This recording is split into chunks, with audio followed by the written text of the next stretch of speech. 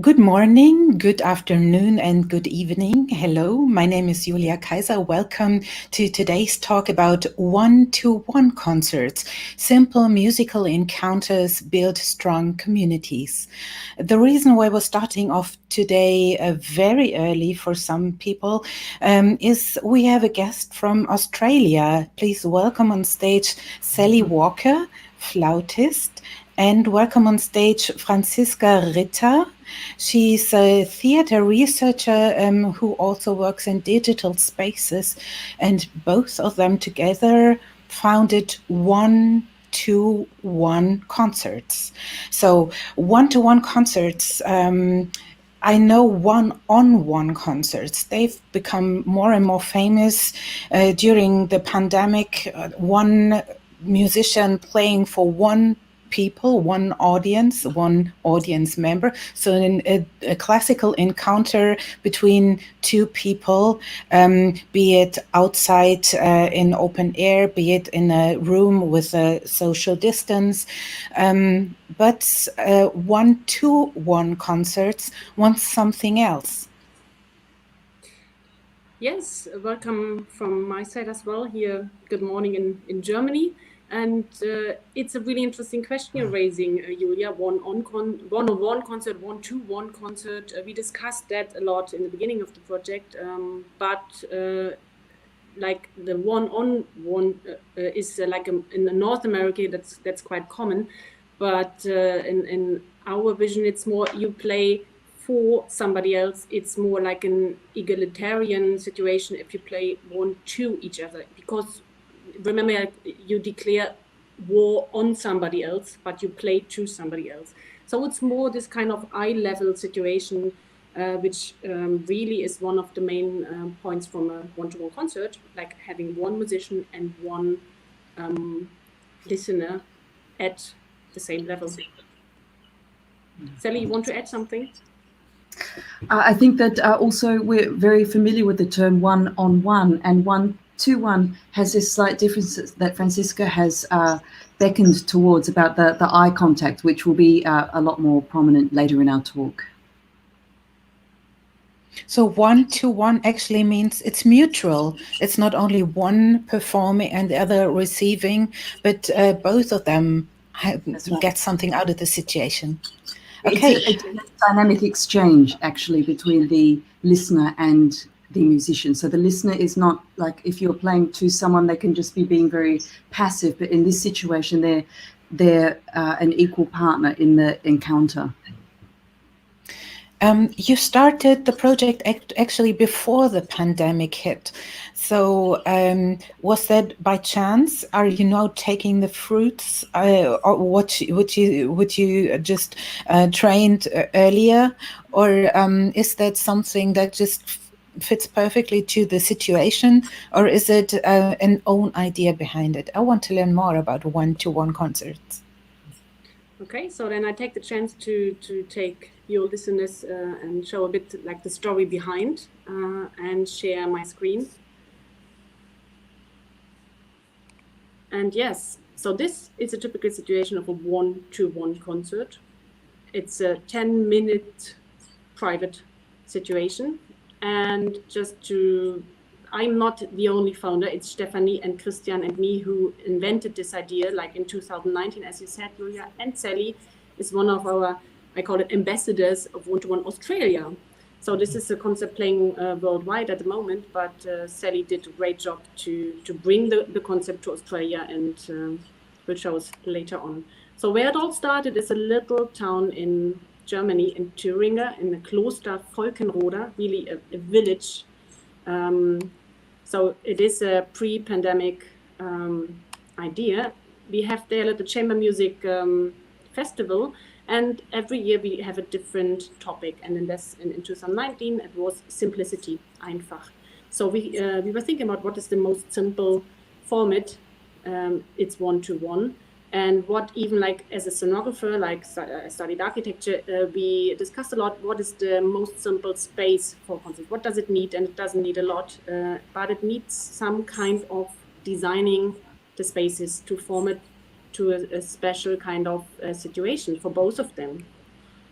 What we did then at the night, so that there are like little concert venues around the festival campus, and at night all those Urhütte, we called it, those little huts, came together to build up a chamber music concert. So here you see 7 little one-to-one concerts forming a chamber music situation, and this is kind of iconic, which leads us to 2020, where distance is the new command.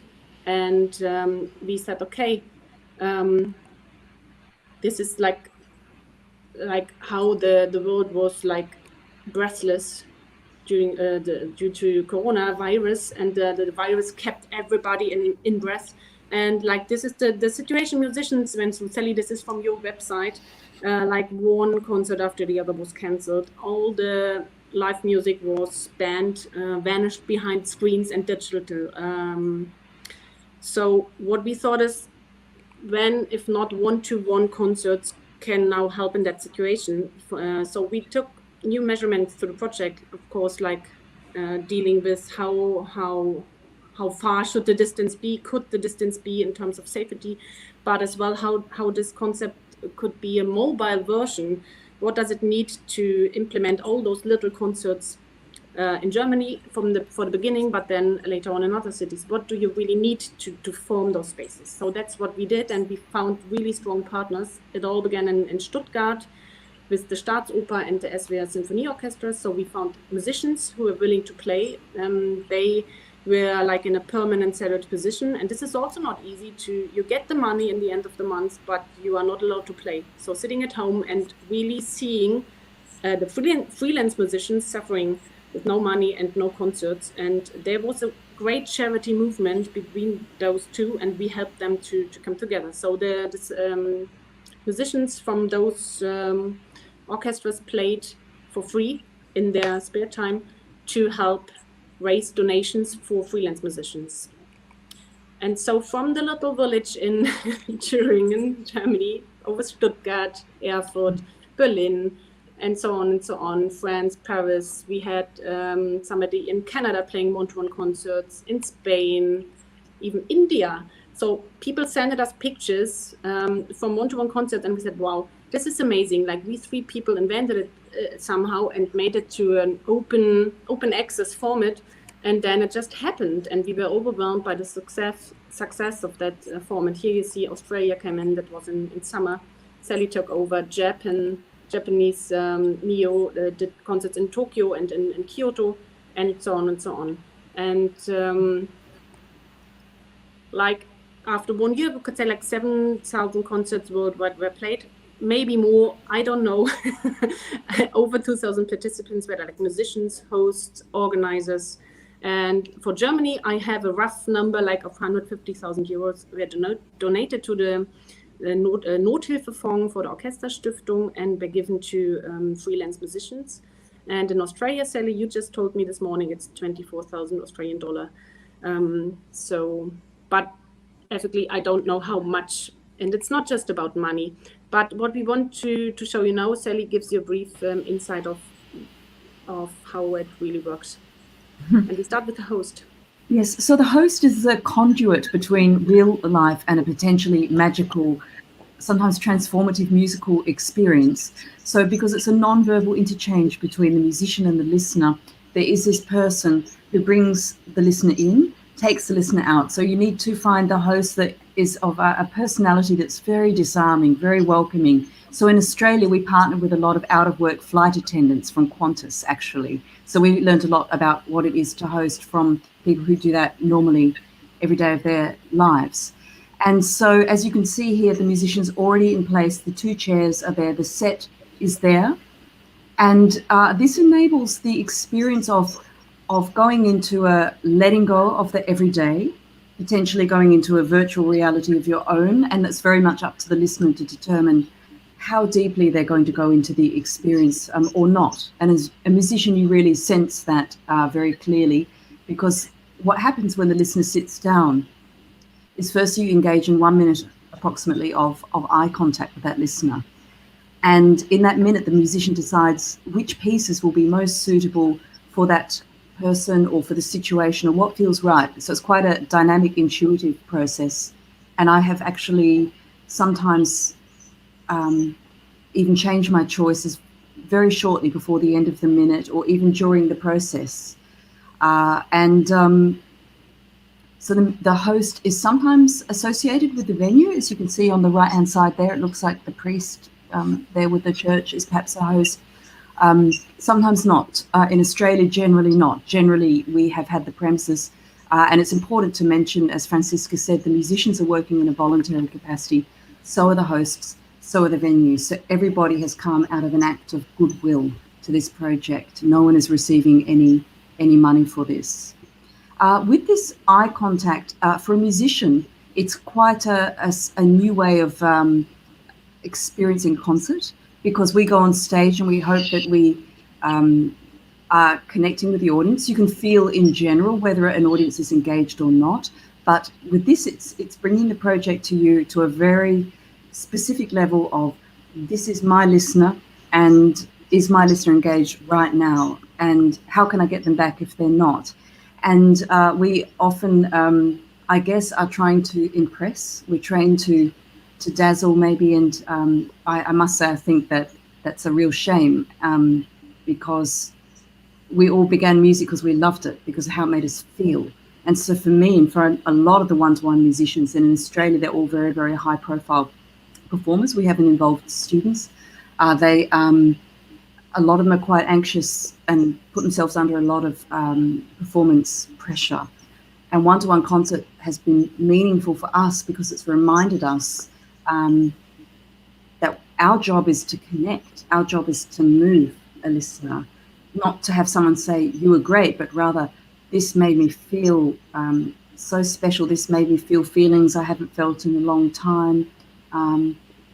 One singer who unfortunately died actually on Saturday, one of our one-to-one performers, was suffering from cancer for 4 years, wanted to do this because she really believed in it. And she said she loved the fact there was no applause, because she said applause is addictive. You start to compare, why did I get more applause last night than this night? And when you leave a space, when you've had this musical encounter and you feel so full with all this passion and all this intensity, and you can potentially take that into your everyday life, it's immeasurably powerful. Last week we played to 16 women from a homeless refuge in the Adelaide Festival. And I listened to the lectures of Marina Abramovich, with whom Christian has worked together on listening, Anders Hören, and where a lot of this eye contact philosophy is stemming from, just to prepare myself, thinking these women have had terrible experiences in their lives that have led them potentially to being where they are. So what will it be? I felt responsible as the leader of the project to help the musicians. What if they can't make the eye contact? What if they're looking defensively or with hostility? So that I was prepared for, but I was not prepared that they would completely open, completely trust, maybe like no one else. And we're conducting a research project now in Australia between 2 universities to look at exactly this impact, because that was very, very moving for all of us. So as you can see here, there was a cellist. Now we come to, this is a carillon. This is in Canberra. We've had some quite diverse instruments in Australia. We've had an oud. We've had all manners of different kinds of singers. So you know you have a concert at a particular time, particular place, but you do not know who your musician will be until the host opens the door, and then there's this sort of sacred space, and your musician's there waiting for you. So there's an element of chance and adventure in this, not only with the repertoire, but actually who your musician is. What have we got on the next slide? Okay, yeah. So we've had some outdoor concerts too. If you listen to this, it's online. The birds do join in with me, but this photo is quite important for me because Steffi Winker, one of the 3 initiators I've known for many years, because I played for some time in the Gewandhaus Orchestra, and she said, I think this would really suit you. And I know Australians like very quirky concerts, so yeah, just try it out. So as you see, we don't have the rectangle here. I'm not yet in black. I was just playing to someone I know, and within 2 notes of playing Debussy Syrinx, her hand went to her heart, and that was very natural. And that's a response we see very, very often I mean, at the end, people sort of want to pray or they hold their heart. Or one lady did this through her whole one-to-one in Adelaide. But this was the moment where I knew I've hit the heart centre, and often people just start to cry at this point. And if they were in Sydney Opera House and they really wanted to cry, they'd be very aware of their neighbours and who's watching them, and they wouldn't feel free. But in this situation, people feel very safe to go much deeper in. So as you can see, a non-traditional concert venue being the airport here. So ask a question, what is a concert venue? Where does music belong? And what's very nice here is you see on the left, they're lemons, that sometimes this rectangle stage takes elements from the actual place itself, the venue. I believe that's Italy on the right, yes, Rome. So resonance. So because there's no verbal exchange, and people sometimes mouth thank you or show that, they have the opportunity at the end, if they want to offer a reflection on what they found from the concert. Now, I've received poems, I've received paintings, drawings. This little girl here, that was actually one that was not for me, but I was host on that session. I've sometimes been host. That was our 7-year-old girl that came in, and she got Fiorelisa and the Princess Leia theme. And she'd said, I felt happy, I loved it. And for us as musicians, you can play your heart out and you might have someone say, great concert, I loved it. But you won't have someone telling you about their divorce, as I've had, or someone who said, my husband's dying, or I'm dying. I've heard all of those things. People write you a personal letter of what that experience has meant to them. And for us, there's no greater gift actually than feeling you've moved someone to that degree. We now see this lovely love-filled encounter between two people. We saw before the community growing from this, and how far is it important to that people who once joined either as an audience or as a musician will become part of a network, of a community. Mm-hmm. In fact, we call it the one-to-one family. Starting with like this connection between the musician and the host, who, I mean, they really have to work strongly together like a brother and a sister. That's what Christian, our cultural mediator, always says in the briefings, because if they really form a good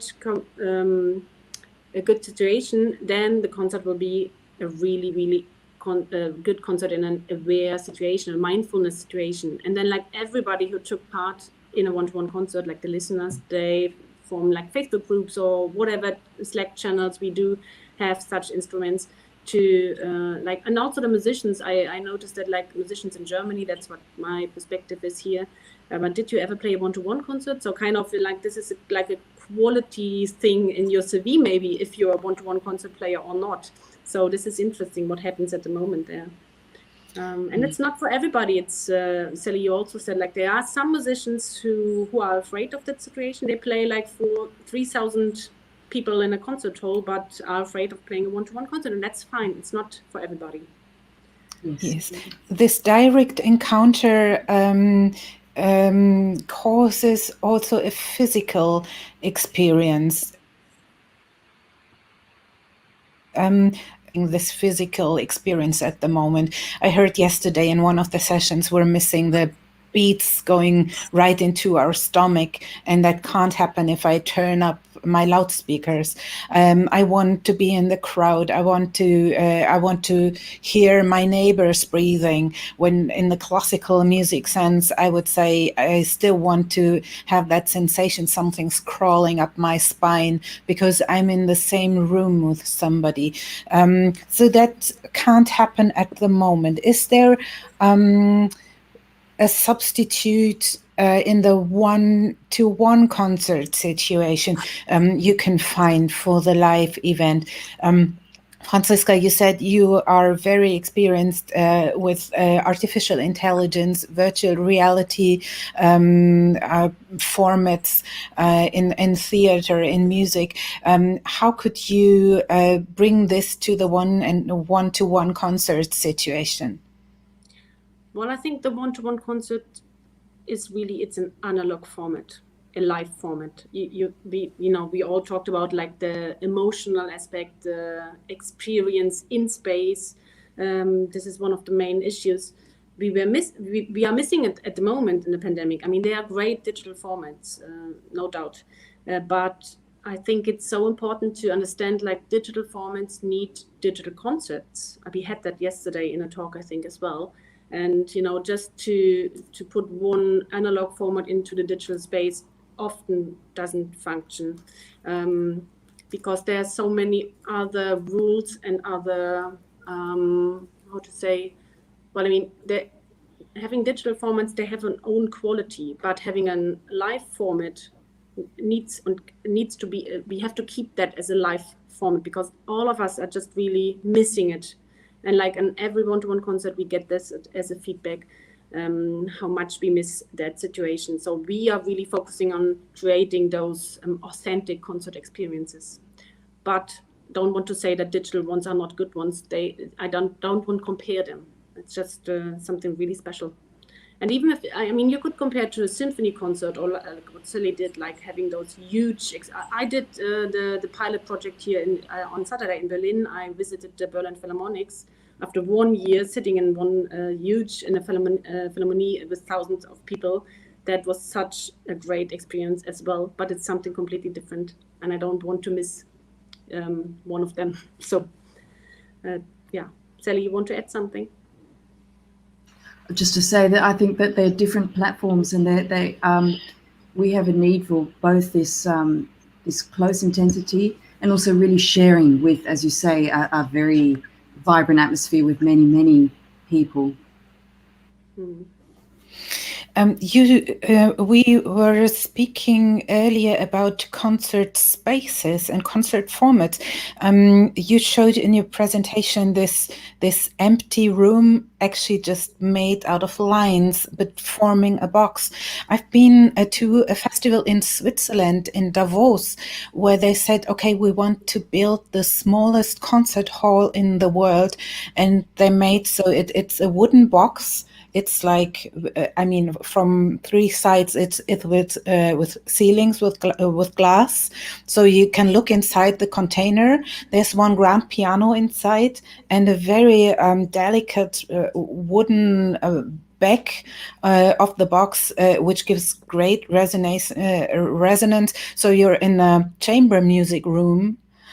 At the same time, people can watch from outside, but you're there with this one musician. You're sitting in a nice armchair, and that's the closest concert situation I experienced ever.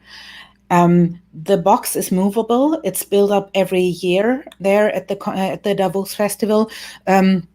You could theoretically put it on a trailer or take it with a crane up in the mountains, but still there's this effort. Now, your situation, you can basically like with all the measure sticks you had, you can basically be out in the field, in the wood, in the garden, say, okay, this is 2 meters, this is the situation for the chair, this is the situation for the score stand, and for the musician, and off you go. So there's no effort in this. It's basically like a camping situation for a concert. I love that very much. Why not do this in pandemic times, maybe behind a fence, maybe on a private terrace? We have the garden concerts, people were playing for their neighbors. It's all this, a very similar idea, is it? So why not let nobody stop us and still do it? Well, I'm really glad that people just do it. And I would encourage all of us to just do it, just play and find your spaces where you could do that. But what we experience is, like, if you want to be a movement which really, like, we're raising money, like it's a charity project, you need some rules. And even then, if you have all those rules, like we have handouts, we have measurements, like ground plans, how to do the ideal one-to-one concerts, even then, it's good that people just do other things, and it's great. But we noticed that it's really important to prepare the space. It's from 2 points I want to raise. It's one thing is that the hosts, like, they invite people into the gallery, their fitness studio, their bar, whatever, like places which are normally no concert places. By preparing that space for this special concert situation, they somehow really get into the right mood. They put the right energy to the room, like this, to change the mood of those typical bar situation into a concert situation is really important for listener and musician. And we have good examples, we have bad examples, but it's we noticed that it's like also having those little frame. We tried it out without a frame, but it's important to really having those a safe space, a safe encounter for all the emotions arising. So it helps both of them, the musician and the listener, to have kind of this framing of the concert situation. And even you've seen it in the picture, the little objects they use or lines. This is that leads to the identification to the project, and that makes the images which go around the world kind of comparable. So this is more important than we thought in the beginning, but like after 1 year, I could say this is one of the main issues, like having those stages and designing as a part of concert experience. So it's also I'd like to know more. Oh, sorry. Sorry, go going to ahead. say, it's also it gives ownership to each venue to say what's special about your venue, how shall we present you. We're doing them in the Dutch embassy next week, for example, so the host has written, do you have some particular Dutch items, what makes your venue different to any other venue, so people immediately come in and have some visual image of you. That's great. Actually, it's leading to the question I was just about to ask. I would normally say, okay, my apartment is definitely not made for a concert situation. I would love to invite chamber musicians and then 10 guests, but then my apartment would be full. But to turn it around and to say, why would my apartment, my space, my yard, my garage be special and ideal for such a one-to-one situation? That it invalues my own space, and at the same time, it just gives me the idea of okay, I can be a host, I can be a guest, I can even be a musician, I can try out all this. Well, you just go for it. Is still in there, although there are rules, although there are frames, but you can easily put up your own frame. yes. Okay, it was not really a good question. Bad questionnaire. Okay.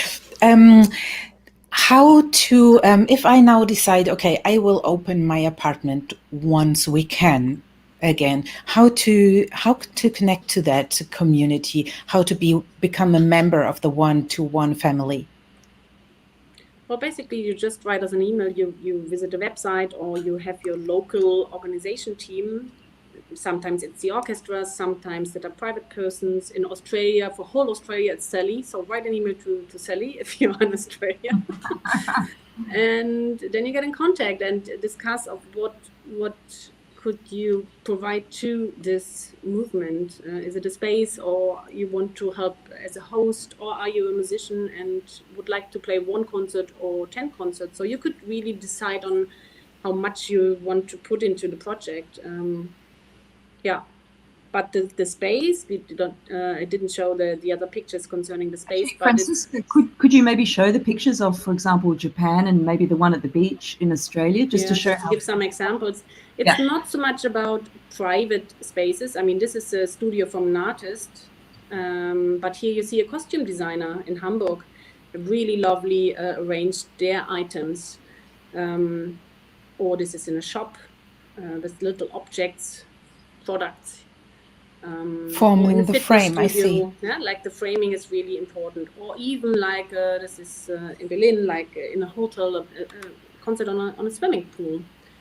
It is for us. It is really to empower spaces to be concert spaces which weren't concert spaces in advance. So really to discover the city. For many orchestras, this is also to reach new audiences. I mean, here, like in the Pottery, this is in Australia, Sally, huh? Like Yeah. So the guests or the listeners are often like from the host. And then on the right-hand side, that's actually inside a scoreboard in the cricket oval in Adelaide. So it was built in 1911. So it's such a surprise. People book their concert at Adelaide Oval, walk around the oval, and their concert is inside this building. You hear unaccompanied Bach on the cello. Or even here, like this in a gallery as well. Or like even like form the concert space out of light. This is a nice situation here in Dresden in Hellerau in the theater.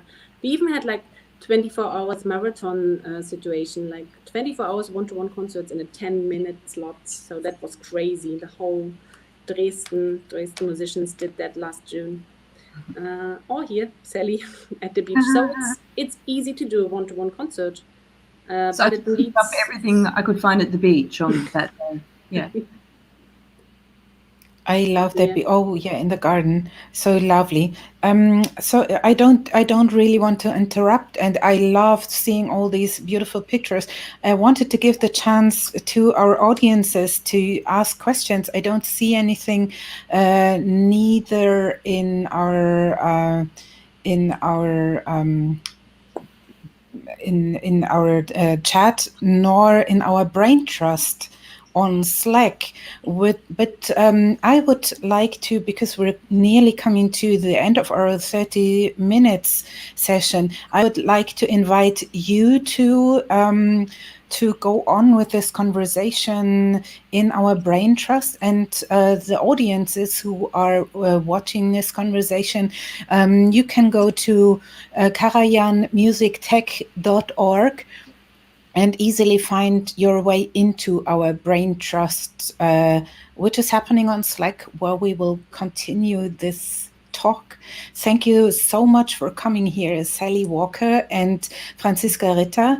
It was a pleasure to have you. I feel so inspired. I want to open my apartment right now, invite musicians, and also I have tons of people who I want to invite to become audiences as well. So if you feel like that, you can go to one-to-one-concerts.com. Are you .com? .de at the moment. .de.